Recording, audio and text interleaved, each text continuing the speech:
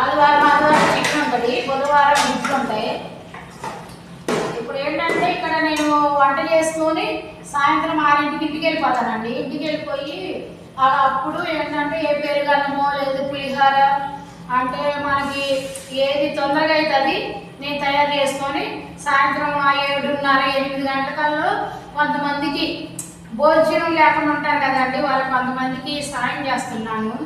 ఏంటంటే నేను డైలీ ఇక్కడ వర్క్ చేసుకుంటా, ఇక్కడ వంట చేసుకొని సాయంత్రం 6:30 ఇంటికి వెళ్ళాక 6:30 అయిపోద్ది. ఇంకెళ్ళిన తర్వాత నుంచి ఏదో ఒకటి రెడీ చేసుకోవడం, తీసుకెళ్ళడం, పెట్టడం. ఎందుకో నా మనసుకి అలా పెట్టాలి అనిపించిందండి భోజనాలు కొన్ని రోజులు. అందుకనే నేను పెడుతున్నా. కానీ కొంతమంది ఫ్యామిలీ ఎక్కువ అంటే ఎగతాళి చేస్తున్నారు, మళ్ళీ ఎగతాళి.